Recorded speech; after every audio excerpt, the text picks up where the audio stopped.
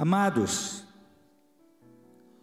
o maior presente que Deus pode nos conceder é Ele mesmo.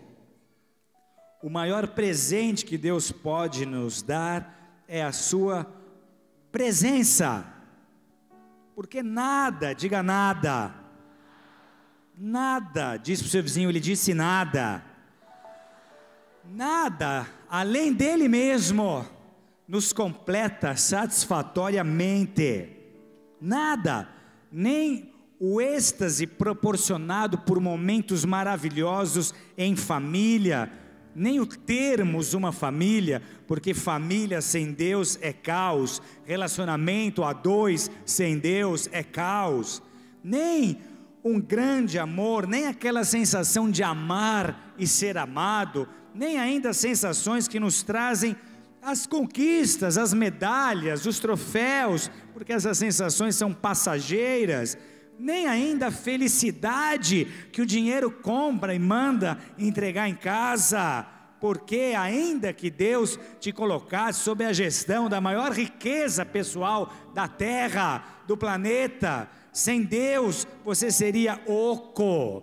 Não se trata disso, amém? Dinheiro vem e vai a todo tempo, nem ainda se compara à presença de Deus e o que temos na presença de Deus, a qualidade de uma vida saudável, a endorfina dos treinos, a adrenalina dos esportes radicais, o sexo, nada se compara ao que nós sentimos quando estamos envolvidos por essa presença, quando estamos na presença de Deus.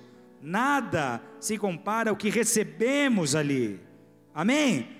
Aqueles que aprovaram são os que cantam: Senhor, eu nada sou sem Ti, eu nada sou sem a Tua presença. A partir do momento que eu conheci a Tua presença, eu não vou encontrar gozo mais em lugar algum, eu não vou conseguir viver se eu não tiver momentos preciosos nessa presença constantemente. Eu quero habitar, eu quero viver, eu quero fazer uma tenda, eu quero morar aqui, eu quero o Seu abraço, eu quero o Seu colo, eu quero as batidas do Seu coração. A partir do momento que eu senti a Tua presença, eu não vou conseguir mais viver sem ela, não vou encontrar alegria em lugar algum, nada, agora eu sei, nada é parecido com isso, nada se compara ao que tenho ali, não posso viver longe de Ti. Quantas canções são feitas assim?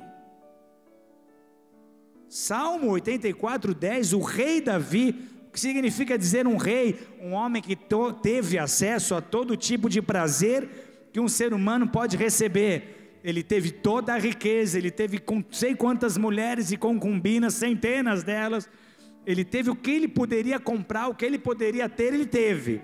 Então alguém que provou de todo o prazer que as situações, que as circunstâncias, que o mundo pode nos oferecer, de todo o prazer que o dinheiro pode comprar, ele está dizendo: Senhor, porque mais vale um dia nos teus átrios, e ele não está falando nem do santíssimo lugar, mais vale um dia nos seus átrios, no pátio, não estou ainda nem no santo, nem no santíssimo, mas eu prefiro habitar, eu prefiro viver no pátio, às portas, às margens da tua presença, do que em qualquer outro lugar. Mais vale um dia nos teus átrios do que 1000. Eu preferia, ele diz, estar à porta da casa do meu Deus, a habitar na tenda dos ímpios. É por isso que estamos aqui.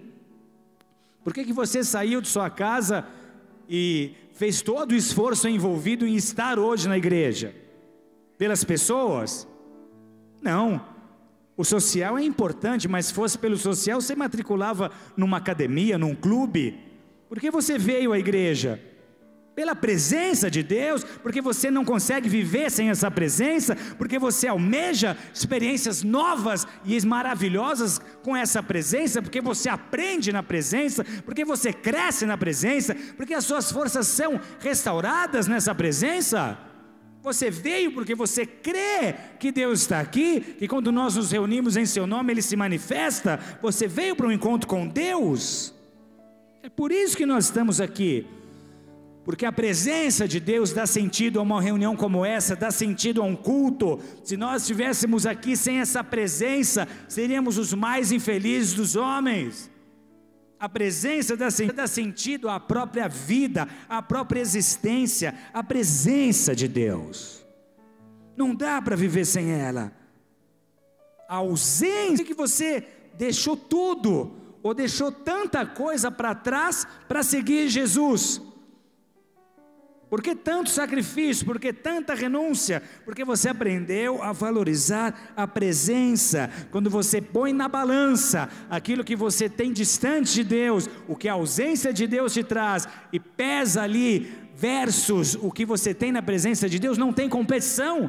Qualquer coisa eu faria para receber essa presença de novo, para encontrar com Deus todos os dias. Eu me lembro da primeira experiência que eu tive com a real presença de Deus, não com a religião, não com a igreja, não com os dogmas, mas com a presença de Deus. Foi algo tão forte, foi algo tão precioso, eu dei tanto valor para aquela experiência com Deus, que eu disse, se agora, aos 19 anos, se agora eu precisar ter que usar terno e gravata, me internar numa igreja, para poder viver todos os dias o que eu vivi, no que eu tive aqui com Deus, eu faço. O que eu preciso largar, o que eu preciso abrir mão, o que eu preciso deixar para trás, pelo prazer dessa presença, o que eu deixei para trás para poder manter aquilo que eu recebi, estando com Deus. Sem a presença, igreja, fica difícil demais. Sem a presença, tudo é seco. Sem a presença é vazio, é difícil, é mecânico. Sem a presença, o que sobra é a religião, e carregar o fardo da religião é carregar um fardo pesado demais para seres humanos. Na presença de Deus, igreja, tudo flui.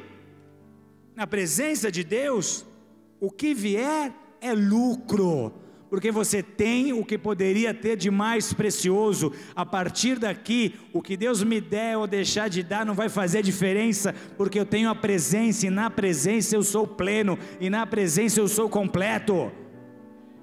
Eu tenho o que Deus de mais precioso podia me dar, eu tenho a presença. Eu posso perder qualquer coisa na terra, só não me deixa perder a tua presença, porque se eu perder tudo, mas eu tiver a tua presença, é questão de tempo para que todas as outras coisas sejam restauradas. Mas se eu ganhar tudo e perder a sua presença, é questão de tempo para que eu perca tudo.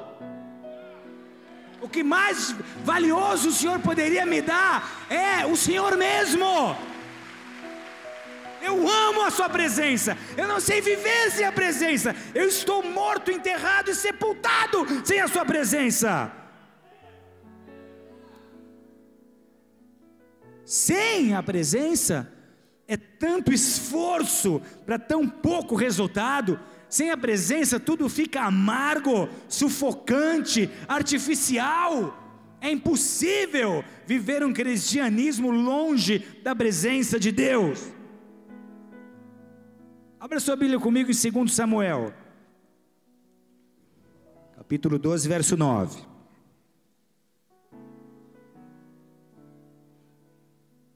Diz assim: por que, pois, desprezaste a palavra do Senhor, fazendo o que era mal perante ele? A Urias o Eteu feriste a espada, e a sua mulher tomaste por mulher, depois de o matar com a espada dos filhos de Amon. Agora, pois, não se apartará a espada jamais da tua casa, porquanto me desprezaste e tomaste a mulher de Urias o Eteu para ser tua mulher. Assim diz o Senhor: eis que da tua própria casa suscitarei o mal contra ti, e tomarei tuas mulheres à tua própria vista, e as darei ao teu próximo, o qual se deitará com elas em plena luz desse sol. Porque tu feriste Natã a Davi, também o Senhor te perdoou o teu pecado, não morrerás. Mas posto que com isso deste motivo a que blasfemassem os inimigos do Senhor, também o filho que te nasceu morrerá. Então Natã foi para sua casa. Esse é um texto que traz a sentença de Deus e a consequência de um pecado de Davi. Davi foi um homem segundo o coração de Deus, mesmo depois de ter errado, pela forma como se consertou com Deus. Mas Davi é um exemplo para nós de fidelidade, pois desde o início de sua história, ele prova fidelidade a Deus, quando ele era completamente anônimo, nem convidado pelo pai para o almoço com o profeta, ele estava ali matando urso, matando leão para defender o seu rebanho, ele era fiel a Deus. O tempo passa, ele vence o gigante Golias, Deus começa a levantá-lo, ele é ungido por Samuel para ser rei, e aí ele é injustiçado, ele é perseguido, ele tem que morar em caverna, ele tem que estar sempre fugindo, e mesmo na injustiça ele se mostra fiel a Deus. Por essa fidelidade Deus o levanta, ele é reconhecido como rei em Hebrom, e ali ele mostra fidelidade a Deus, mesmo tendo vitórias. Mas no momento em que Davi passa a ter uma sucessão de vitórias, então já não é uma fase de vitória, é uma fase de sucesso, é uma vitória seguida da outra.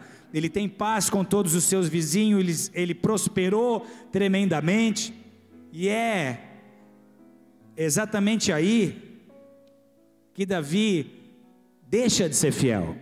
Então pensa num rei que amava a presença de Deus, porque reconhecia que ele por si mesmo não chegaria a lugar nenhum e não passaria dos limites da sua própria família. Então pensa num rei que reconhece que a presença de Deus foi a diferença em sua história. Ele amava tanto a presença de Deus, porque ele sabia que ele só havia sido próspero, que ele só havia se tornado rei pela presença de Deus. Ele amava tanto a presença de Deus, que a primeira coisa que ele faz, quando ele é ungido rei sobre Jerusalém, é trazer a arca da aliança que estava na casa de Obed-edom, é construir uma tenda, um tabernáculo para essa arca, é valorizar essa presença, é ensinar o povo a valorizar a presença de Deus. Ele estabelece então turnos de adoração 24 horas, porque ele amava a presença de Deus. Diga, ele amava a presença de Deus. Ele, mesmo sendo rei e tendo tantas tarefas, tendo tantas coisas a administrar, ele gastava tempo escrevendo salmos para Deus, ele mesmo compondo músicas para Deus. Dos 150 salmos da sua Bíblia, pelo menos 73 foram escritos por esse rei, por Davi. E ele entendia ainda que a presença de Deus era resultado dessa fidelidade. Enquanto ele fosse fiel, a presença de Deus estaria com ele. Então diga, tudo se trata de fidelidade. Amém? Estou com Deus e não abro. Esses dias me chamou a atenção a questão da fidelidade da minha filhinha Raquel, a mamãezinha dela. Nós estávamos juntos nas férias, choveu demais, faltou oração por nós, porque se vocês tivessem orado mais, Deus mandava sol, faltou oração, a gente sentiu. Então era muita chuva, e a gente viu muita televisão com as crianças, foi um tempo em família gostoso. E eu com a minha pequenininha, daqui a pouco na televisão começa a aparecer a Whitney Houston cantando. Meu Deus do céu, me perdoem por isso. Terrível, né, gente? Não dá nem para... Fiquei envergonhado agora. Por que eu fiz essa vozinha? Ilustração que não cabia aqui. Qualquer pessoa podia fazer essa ilustração, menos eu.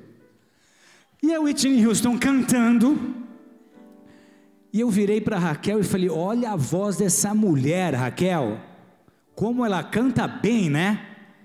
Ela olhou para mim, escutou mais um pouquinho, fez uma caretinha. Tipo, não.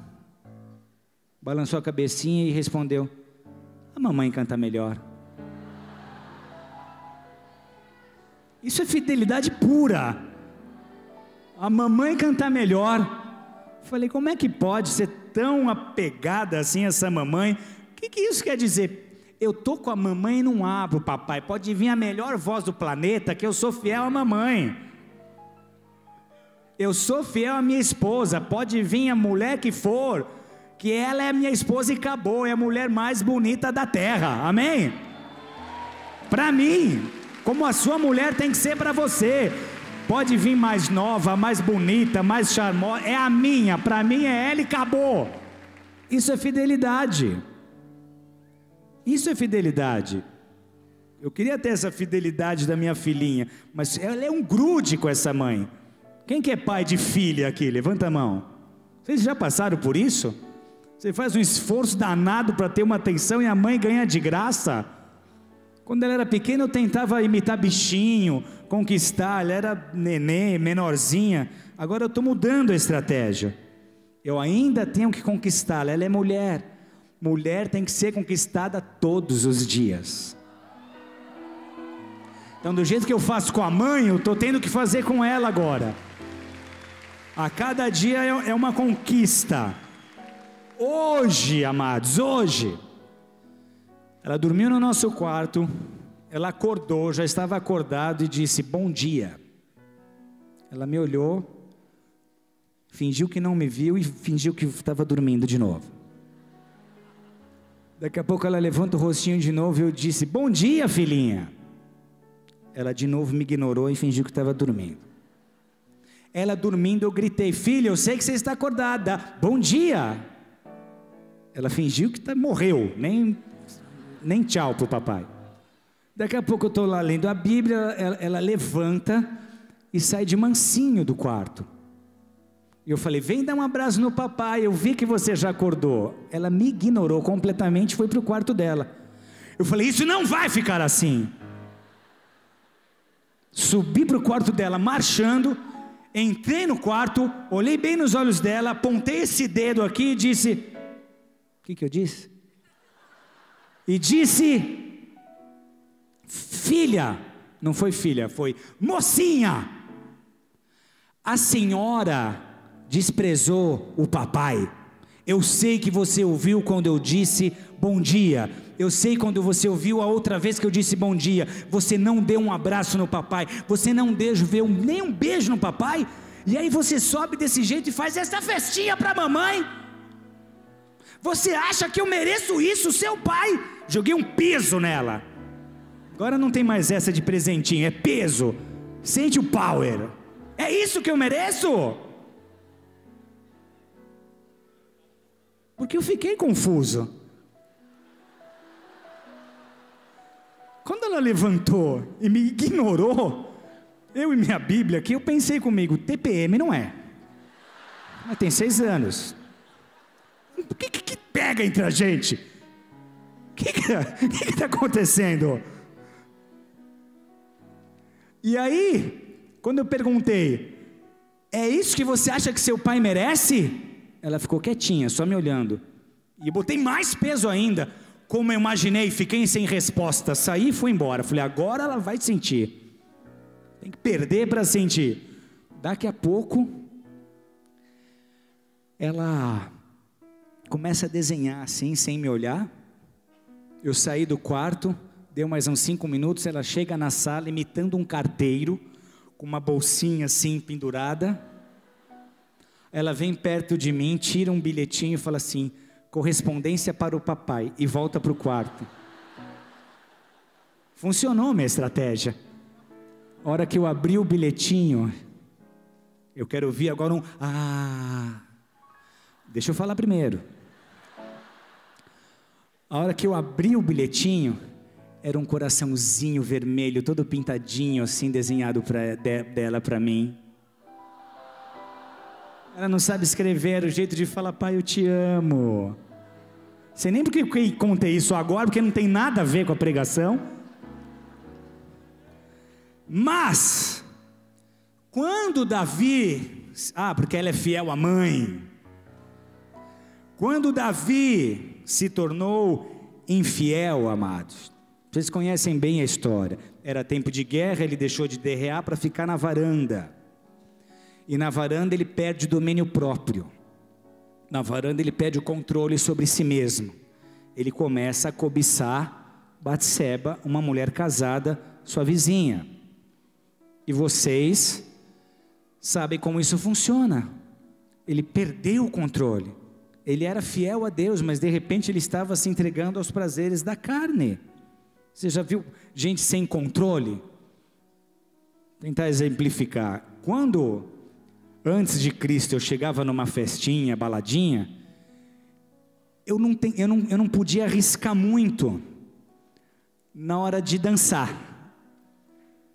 Por quê? Porque eu tinha uns amigos que dançavam, altas performances, e se destacavam nas festinhas, mas eu conhecia os meus limites. Então era sempre aquilo.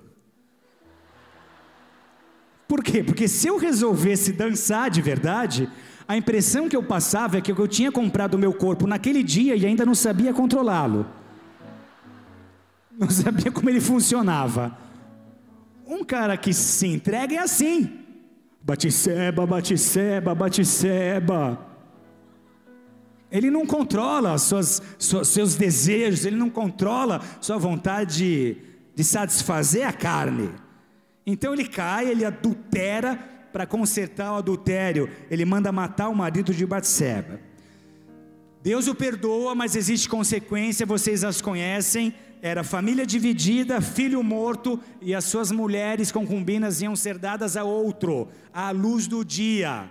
Realmente isso aconteceu. Absalão pegou as suas concubinas num lugar de onde Israel inteiro poderia ver o que estava acontecendo. Só que no Salmo 51, diga Salmo 51, foi um salmo que Davi escreveu depois que o seu pecado foi denunciado pelo profeta Natã, e ele entendeu que precisava confessar o pecado. Não era um salmo que ele escreveu para ele mesmo e guardou na gaveta. Esse salmo seria lido no templo, na próxima reunião no sábado, ou seja, Israel inteiro ficaria sabendo que ele havia pecado. Ele confessa o seu pecado publicamente. Então ele ora confessando o seu pecado, e ele nos mostra nessa oração do Salmo 51, que o seu maior medo não era perder o filho, porque Batseba engravidou e ela perde o filho. O seu maior medo não era ter a família dividida, o seu maior medo era perder a presença de Deus, porque ele diz que para ele pior que a família dividida, não ter o bebê ou perder as mulheres, pior do que ser exposto, pior do que ser envergonhado, era o perder a presença.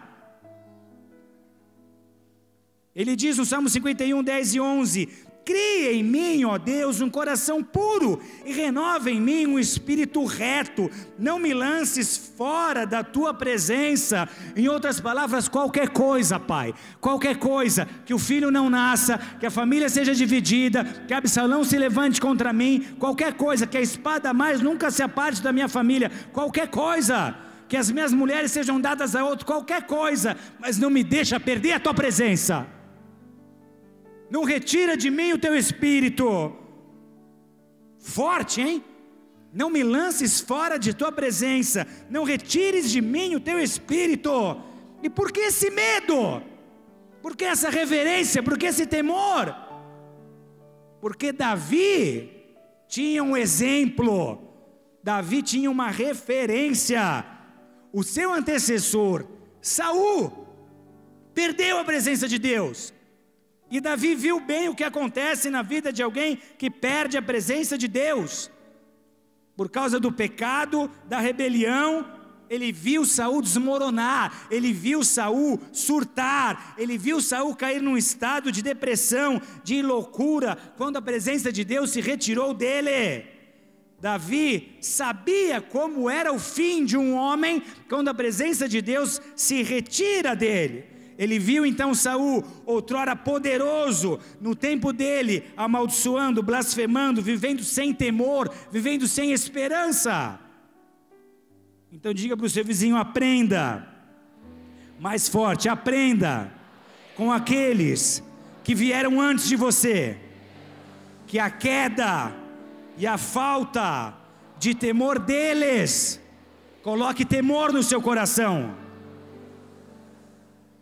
O que acontece quando a presença de Deus se retira? Saul é um retrato trágico daqueles que perderam a presença de Deus. Há algumas evidências, eu vou citar aqui pelo menos 3. A primeira delas, a ausência de Deus gera melancolia e depressão. Saul se recusou a obedecer a Deus. Numa determinada situação, Deus dá uma ordem para que ele nada fizesse até que Samuel chegasse e oferecesse sacrifícios. Faltou paciência, sobrou ansiedade, faltou confiança, e Saul tenta fazer e resolver a questão com as suas próprias mãos. Ele não levou a sério a palavra de Deus. E o que isso gera? 1 Samuel 15, 28, o profeta diz para Saul, ele era rei: o Senhor tem rasgado de ti hoje o reino de Israel, e tem dado a teu próximo, melhor do que ti. Disse Saul: pequei, honra-me, porém agora diante dos anciãos do meu povo e diante de Israel. Então esse Saul não valoriza a presença de Deus até que ele a perde. Ele era tão honrado, tão abençoado como rei, que ele nunca achou que Deus poderia mudar de ideia a seu respeito, que Deus nunca achou que a presença de Deus podia passar dele para outro, que a unção dele podia ser dada para outro. Então ele não valoriza, ele trata com leviandade aquilo que de tão precioso estava sobre ele, aquele óleo que um dia havia sido derramado sobre a sua cabeça. E se um dia Deus derramou óleo sobre a sua cabeça, valorize esse óleo, porque isso foi conquistado por Jesus na cruz do Calvário, a autoridade que te foi delegada para você cumprir a sua chamada. Ele tratou de forma tão leviana aquela unção, que aquela unção passou dele, ele perdeu a presença. E a resposta dele é muito diferente de Davi. Davi, ao ter o seu pecado denunciado, ele diz: Senhor, não retire de mim o teu espírito. Olha a resposta de Saul. Saul está dizendo ao profeta: eu pequei, mas logo na sequência ele diz: honra-me, porém agora diante dos anciãos do meu povo e diante de Israel. Então ele não estava preocupado com a presença, ele estava preocupado com a sua honra, ele estava preocupado com o seu reino, bem diferente de Davi. Qual foi o resultado? Caiu sobre ele um espírito de inveja, de ciúmes, e ele se tornou inseguro. As multidões cantavam: Saul matou 1000, mas Davi matou 10.000. Daquele dia em diante, trazia Saul Davi sob suspeita. No dia seguinte, um espírito maligno da parte de Deus se apoderou de Saul. 1 Samuel 18:10. Então olha o que acontece: um espírito maligno da parte de Deus significa, com a permissão de Deus, se apodera de Saul. Em outras palavras, ele passa de um rei ungido a um ser endemoniado. Ele passa a estar possuído por um espírito imundo, por um espírito maligno. O original hebraico para esse texto diz assim: um espírito de melancolia veio sobre Saul e ele fingiu profetizar dentro da casa. Sabe qual é a palavra certa para o sentimento de Saul? Fúria, revolta, indignação, tanta que 2 vezes ele joga uma lança para tentar acertar Davi. Por que, igreja? Porque na presença de Deus ele estava seguro, na presença de Deus ele sentia amor, na presença de Deus ele tinha aceitação, na presença de Deus ele tinha o respaldo. Tudo que ele fizesse, Deus estaria com ele. A única coisa que ele precisava fazer era obedecer. Quando ele desobedece, Deus diz: você tinha tudo para ter o teu reinado perpetuado, você tinha tudo para ter uma aliança hoje comigo, que seria conhecida para sempre. Agora, porque você foi rebelde e desobediente, porque você não valorizou a unção que estava sobre a sua vida, porque você desprezou a minha palavra, eu já escolhi outro melhor do que você para estar no seu lugar. Eu já escolhi outro melhor do que você para assumir a sua posição. Na presença nós temos tudo, mas na ausência vem a desesperança, na ausência aquela irritação repentina. Ele estava agora explodindo por qualquer coisa, sem controle sobre as suas emoções, nervoso, irritado. Agora acessos de mau humor, agora ciúmes, inveja, medo, inseguro. Aquele espírito de melancolia fez isso com ele e com todo aquele que se afasta da presença de Deus, ou que a presença de Deus se afasta dele. Ele começa a crer que os outros o estavam perseguindo. Ele começa a acreditar que ele era alvo de perseguições. Ele começa a acreditar que todo mundo conspirava contra ele. Ele começa a acreditar, por influência desse espírito de melancolia, que ele não era amado, que ele era rejeitado, que ninguém se compadecia dele. Ele chega a dizer em 1 Samuel 22:8: não há ninguém entre vós que se doa de mim. Então olha bem para o seu vizinho, profundamente nos olhos dele, e pergunta assim: está inseguro? Meio irritado? Arisco? Mal-humorado? Se sentindo perseguido? Rejeitado? Olha bem para ele e diz: está querendo que os outros tenham pena de você? Então declara para ele: está faltando a presença de Deus na sua vida. Há depressões causadas pela falta de algumas substâncias químicas no cérebro, mas há depressão pela ausência de Deus. Do que eu estou falando aqui? De cristãos tementes a Deus, às vezes envolvidos na obra, envolvidos no ministério, cristãos leais a Deus, que hoje estão vivendo, apesar de sua fé, uma tristeza que não tem fim, uma angústia, uma apatia, uma falta de entusiasmo, uma fadiga, um cansaço inexplicável, uma diminuição da capacidade de raciocinar adequadamente, uma insônia, o sono alterado, ou não dorme ou dorme demais, muito apetite ou pouco apetite, alterações nessa área também, retraimento social, não quero ver ninguém, como se o seu lar fosse uma toca, você está se isolando, você está afastando das pessoas que te amam, você está se afastando das pessoas que querem te ajudar.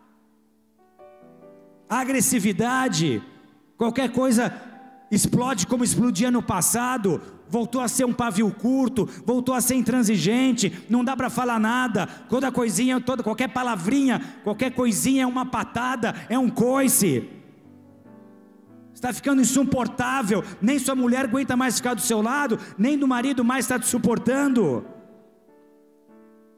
Agressividade, rispidez, ausência de prazer na maioria das atividades, aquilo que antes te dava prazer, hoje já não te sustenta mais. Nada do que você faz que gostava te traz paz, te traz alegria. Um sentimento de inutilidade, um sentimento de culpa, uma baixa autoestima, um comportamento autodestrutivo. Foi o que Saul começou a fazer. Uma linha escolhida de autodestruição. Sabe que pecado traz morte, mas não para de pecar, insiste naquilo. Saul se mostrou irritável, ciumento, manipulador, rebelde, detestável, porque perdeu a presença de Deus. Sabe um outro sinal de quem perde a presença de Deus? Confissão sem mudança de coração. Então é melancolia e depressão, e confissão sem mudança alguma. Saul estava todo o tempo confessando: errei, pequei, falhei. Quando Davi não o mata numa caverna, tendo a chance de fazê-lo, 1 Samuel 24:17, ele diz: tu me recompensaste com bem e eu te recompensei com mal, Davi.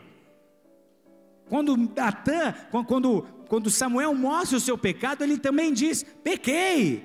Ele confessava, ele sabia que estava errando. numa outra oportunidade que Davi poderia matá-lo e não faz, 1 Samuel 26, 21, ele diz: Davi, pequei, volta meu filho, porque eu não vou tornar a te fazer mal, só para daqui a pouco estar tentando matá-lo de novo. Ele estava sempre confessando o pecado, mas a sua atitude não mudava, nunca. E quantos são assim? A ausência de Deus dificulta o arrependimento verdadeiro. Na presença de Deus você falou uma palavra torpe, isso já sai dos seus lábios com arrependimento, isso te fere antes de ferir a qualquer outro, porque você está cheio do Espírito Santo. Qualquer coisa que você faça de errado, o arrependimento é mais fácil, é um arrependimento verdadeiro, você está contrito, você chora. Mas quando a presença de Deus está distante, você já perdeu mesmo, então não faz muita diferença, se eu peco mais ou se eu peco menos, eu já estou distante. Se um abismo chama outro abismo, não faz diferença, eu já não sinto mais Deus mesmo, eu já não estou constrangido pelo Espírito Santo, eu já não escuto mais o Espírito Santo, meu coração já endureceu, eu não sinto o Espírito de Deus me convencendo de pecado algum, fica mais difícil. Quanta gente assim chora, promete que as coisas vão mudar, Deus acredita, Deus dá uma temporada de refrigério, chances de mudança, chances para que aquela palavra possa se tornar rema, Deus dando oportunidades a fim de atrair os seus filhos para si, mas nunca se transformam. Não há devoção, não há leitura bíblica, não há busca, não há uma reação, eles não conseguem manter a presença, eles participam de uma reunião, Deus os alerta, Deus os despreza, Deus mexe com o seu espírito, para daqui a pouco ele está de novo caindo nos mesmos erros, se distanciando de Deus mais uma vez, ele não consegue manter a presença. E ainda, se há confissão sem mudança, a vida fica confusa. Ele entrou em depressão, ele não conseguia mais mudar de atitude, seu arrependimento já não era genuíno, e ainda a sua vida fica confusa, sem orientação, sem uma palavra pessoal da parte de Deus. Você sabe o que é viver sem direção de Deus? Ele entrou em tanto desespero que ele foi consultar uma bruxa, que ele foi consultar uma cartomante, que ele foi consultar uma feiticeira, de tanta sede que ele tinha de um contato com o sobrenatural. 1 Samuel 28, 5 a 20 conta essa história. Sem a presença de Deus, amado, você está num deserto, sem bússola e sem água. Agora, como é que se perde a presença? Israel, ao sair do Egito rumo à terra prometida, provou a presença de Deus, a sobrenaturalidade dos céus, viu milagres acontecendo, foi provido por Deus de forma sobrenatural, recebeu o amor de Deus de forma prática, e aí depois de salvos, depois da nação salva, eles prometem a Deus proporcionar a ele um lugar de habitação. Êxodo 15, 2 diz: ele me foi por salvação, esse é o meu Deus, portanto eu o louvarei. Só que depois eles não cumprem essa palavra. Então a primeira razão de nós perdermos a presença de Deus, que faz a vida cristã valer a pena, que faz a vida cristã ser uma vida gostosa, que faz com que a alegria do Senhor seja a minha força mesmo, amém? Eu tenho a presença, não importa o que eu vivo, não importa o cenário, eu sou feliz, porque Ele me faz feliz, a sua presença me alegra. Perde-se a presença de Deus, porque Deus não vê em nós disposição para criar um lugar destinado a mantê-la. Israel esqueceu a presença de Deus. Então entenda, o seu coração é um lugar de habitação para Deus, o seu coração é uma tenda, e é a sua responsabilidade, não de pastor nenhum, é a sua responsabilidade manter a chama acesa, é a sua responsabilidade manter a presença de Deus sobre a sua vida, e a sua responsabilidade manter o óleo da unção em níveis aceitáveis. Se você tentar viver só se alimentando de culto em culto, você não vai passar desse nível raso. Agora, se você escolher uma busca verdadeira, escolher se consagrar, escolher se mergulhar, se você escolher se aprofundar, você vai ter tantas experiências com essa presença. Essa presença vai ser tão viva para você, vai ser tão fácil seguir o Evangelho, vai ser tão fácil seguir a Cristo, vai ser tão fácil estar envolvido num ministério. Você tem a presença de Deus, você tem tudo o que precisa. Agora, sem a presença de Deus, sem busca, sem comunhão, sabe o que vai sobrar? Saudades daquilo que você já viveu. Se você hoje celebra experiências que você já teve com Deus no passado, e as suas experiências hoje não estão superando aquilo que você já viveu, provavelmente você está perdendo a presença de Deus, porque Deus está sempre fazendo coisas novas, Deus está sempre se revelando a nós, Deus está sempre tendo alegria, tendo prazer em nos chamar a novos níveis. Então, além de não construir um lugar para a presença de Deus, vocês conhecem bem a história, o povo constrói um bezerro de ouro. O que isso significa? Construir um bezerro de ouro significa total indiferença com os mandamentos de Deus. Moisés está subindo ao monte para receber os mandamentos, e o povo está na base do monte, pecando ao construir um bezerro. Outras palavras, eu desprezo a lei, eu desprezo os mandamentos, eu desprezo a palavra. Se você diz que ama a Deus, mas não obedece os seus mandamentos, não há verdade em você. Se você diz que ama a Deus, mas segue parcialmente a palavra de Deus, você não está seguindo a Deus, você está seguindo você mesmo. Você não está seguindo Jesus, está seguindo a sua própria doutrina. Quantas pessoas construindo bezerro de ouro? Não é do seu jeito, é do jeito de Deus. E onde me está registrado o jeito de Deus? Na palavra. Fica com a palavra, se submeta à palavra, conheça a palavra. Agora, como recuperar a presença de Deus? Como recuperar a intensidade da presença de Deus? Como sair daqui nessa noite vivendo mais do que tudo aquilo que eu já vivi? Como sair daqui essa noite tendo experiências como aquelas que eu tinha nos primeiros acampamentos, que eu tinha quando fui batizado no Espírito Santo? Como voltar a ter visões? Como voltar a desfrutar do que é precioso, do que é maravilhoso, estar cheio dessa presença? A pergunta aqui é: você quer a presença de Deus? Você deseja a presença de Deus? Porque Israel, depois de haver pecado construindo esse bezerro, tinha a opção de conquistar todas as promessas sem a presença de Deus. Sabe o que Deus disse? Moisés: um anjo vai acompanhar vocês, mas eu não vou mais. Em outras palavras, eles poderiam ter a terra que mana leite e mel, a presença de um anjo, conquistar o que Deus prometeu, mas eles estariam perdendo a presença de Deus. Porque isso acontece quando Deus não é mais o nosso alvo, o pecado prospera, os ídolos entram e a carne senta no trono. Sabe o que ele disse? Se tua presença não for conosco, não nos faça subir desse lugar. Porque ele sabia que ele não ia aguentar.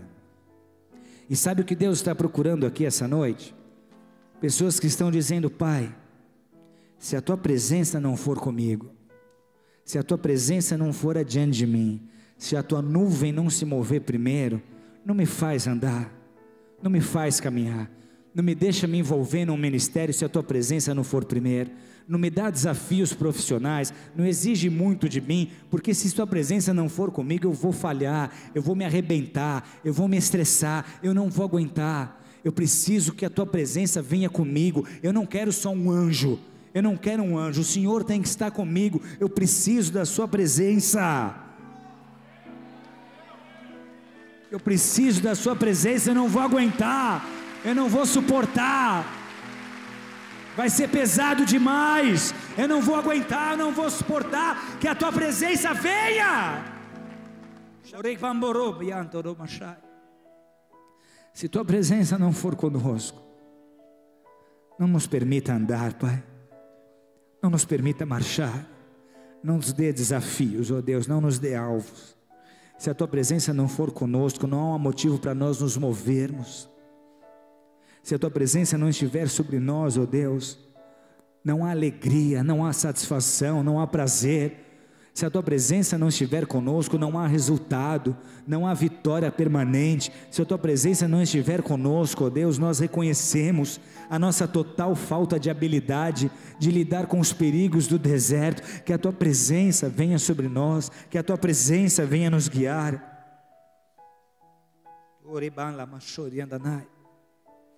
Foi a presença de Deus que te trouxe até aqui. Você não foi convidado a participar de uma religião. A igreja não é uma instituição. A igreja é um organismo vivo. A igreja é uma família formada por pessoas que amam a presença de Deus. Você não foi convidado para seguir uma lista de regrinhas, para seguir dogmas. Você está aqui porque você foi um dia impactado, arrebatado por essa presença. Essa presença que vai te fazer vencedor, essa presença que vai te ajudar a dar a volta por cima, essa presença que vai alegrar o teu coração de novo, essa presença que vai fazer com que as portas se abram, mas essa presença que te leva a viver essa vida da maneira que Deus espera que ela seja vivida. É a presença, é o próprio Deus, é o maior presente que Ele podia te dar. Quantas pessoas procurando o que de menor Deus pode oferecer. O reino de Deus não é comida nem bebida. O reino de Deus não se baseia nas coisas materiais que nós possamos conquistar. O reino de Deus é paz. O reino de Deus é alegria. O reino de Deus é justiça. E como é que eu posso ser cristão e estar hoje deprimido, angustiado, mal-humorado, agressivo, ferindo as pessoas que mais me amam e quem eu mais amo? Como é que eu posso ser cristão?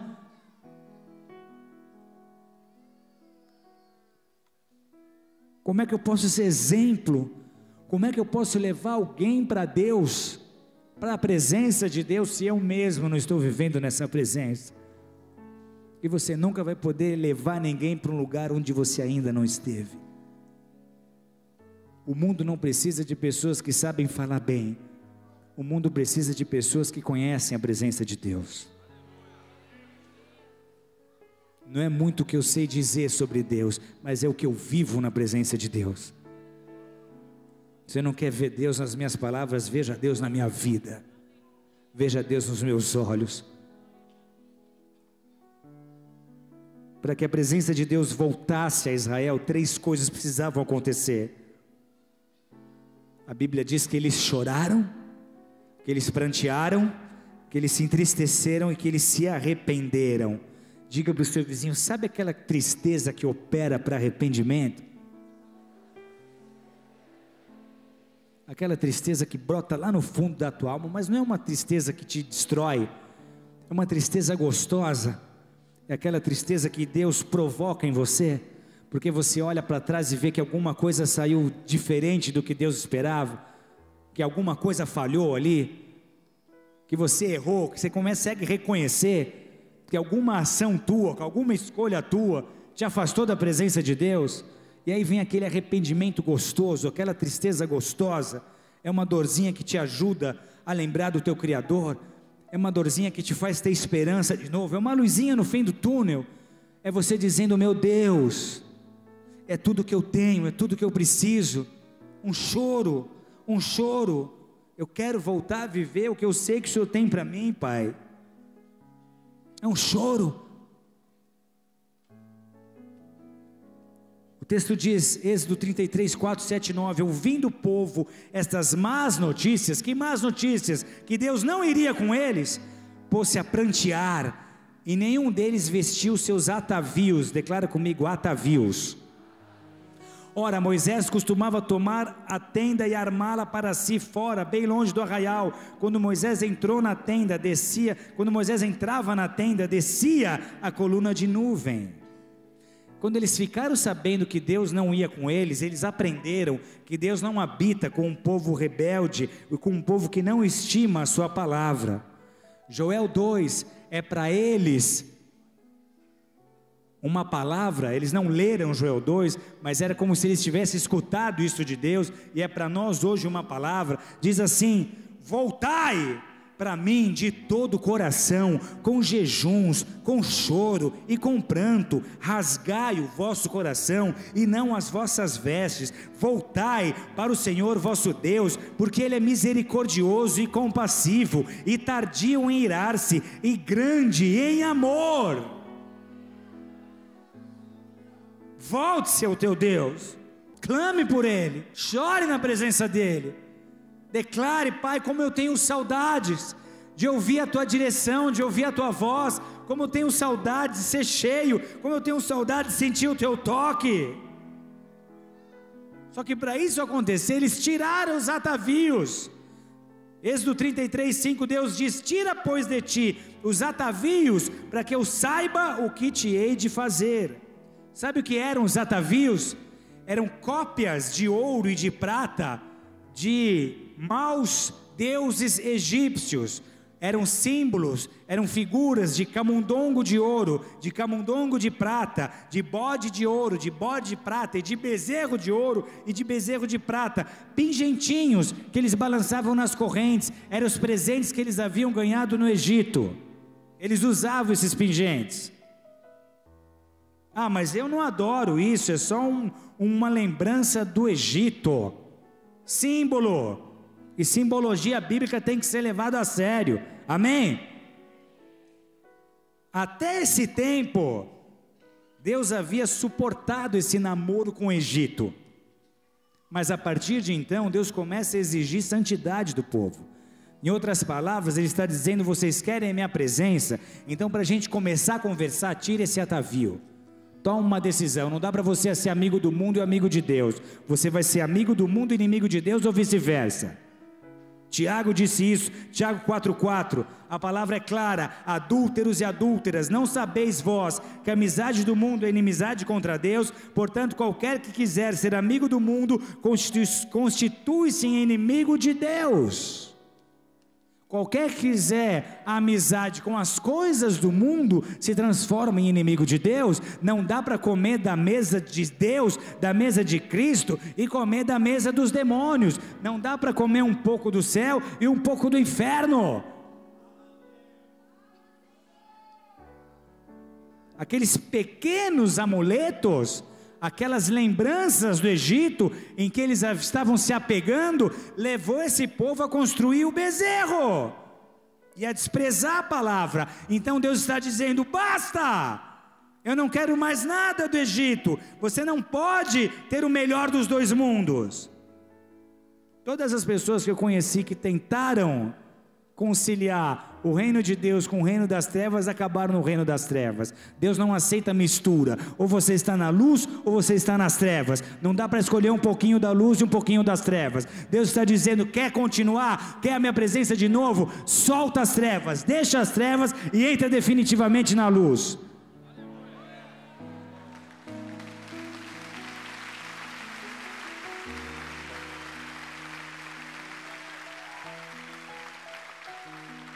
Moisés erigiu uma tenda fora do acampamento. Sabe o que Jeremias 10:20 diz? Ninguém há que levante a minha tenda e lhe erga as lonas. Isso é Deus entristecido, porque Ele não encontra entre os seus alguém que se disponha a erguer aquela tenda, a levantar aquelas lonas. O que era essa tenda que Moisés fez para ele? Ainda não era o tabernáculo, mas era uma tenda onde a coluna de nuvem descia, e todas as vezes que Moisés entrava ali, a presença de Deus se manifesta. Então sabe o que também precisa acontecer para que a presença de Deus volte? Além de nós nos livrarmos dos atavios, além de nós abrirmos mão de tudo aquilo que é contaminação desse tempo presente, desse século, além de nós nos separarmos, nós também chorarmos, nós também prantearmos, nós precisamos, como Moisés, fazer para Deus uma tenda, um lugar de habitação. Ali eu entro e não saio enquanto a presença de Deus não vier. Ali eu entro e não saio enquanto não sentir a presença de Deus me tomando. E aí sabe o que Moisés escuta quando ele entra naquela tenda e começa a clamar por Deus? Êxodo 33, 9 e 14. A minha presença irá contigo, e eu te darei descanso. Se você hoje se prostrar diante de Deus, se o Deus encontrar em ti sinceridade, se você conseguir reconhecer, e não é vergonha para ninguém, amém? Às vezes os momentos que nós temos que enfrentar nessa vida nos levam a períodos de esfriamento, de apostasia. Você não busca tanto, você não lê tanto Bíblia, você não ora tanto, isso te distancia, isso te afasta. Você começa a ter saudades. Agora, se você se quebranta, se há contrição, Pai, eu reconheço, foi Tua presença que me trouxe até aqui, é o que me dá alegria de viver, é o que dá sentido à minha existência, não é o que a minha família pode me dar, não é o que o dinheiro pode comprar, não é o que o prazer qualquer me oferece, é a Tua presença. O que eu tenho na Tua presença eu não consigo ter em mais nada, então eu preciso ter a Tua presença de volta, porque eu quero voltar a ser feliz, porque eu quero voltar a me alegrar, porque eu quero voltar a ser amável, porque eu quero voltar a ser um espelho da Sua glória. Me ajuda, Jesus. Se você clamar, se você buscar, e se você hoje fizer essa tenda e entrar nessa tenda buscando a Deus, você vai ouvir dos céus: a minha presença irá contigo e eu te darei descanso.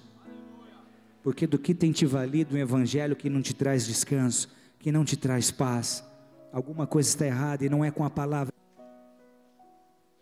A presença de Deus te dará descanso. O que de melhor Deus poderia te dar é Ele mesmo, é a sua própria presença. Talvez você já tenha percebido que por mais conquistas tidas, por mais que você consiga contabilizar realizações, sua vida ainda está incompleta e você ainda se sente vazio. Por mais que você tenha construído um lar, uma família, você entende que sem a presença é difícil ser família, é difícil se manter em harmonia. O que falta é a presença. E a hora que você se encher da presença de Deus, em vez de precisar de ajuda, você vai ser um ajudador, porque você estará cheio de luz, de sabedoria, de mansidão, de conselhos. Você vai ser alguém que vai começar a restaurar, que vai começar a ajudar, que vai proporcionar as mudanças que a sua família precisa viver, que o seu lar precisa viver, que a sua casa precisa viver. O que falta é a presença. Busca a presença, se dobre diante de Deus, se prostre diante de Deus, porque há salvação, há resposta dos céus, há mudanças. Aquilo que é impossível ao homem é possível a Deus. Não há nada que Deus não possa fazer, não há condição alguma que Deus não possa mudar, não há coração de homem algum que Deus não possa derreter. Não há impossíveis para Deus. Se você agora se aproximar de Deus com seu coração aberto, você vai receber uma visitação tremenda, e a mudança que você espera vai começar dentro de você.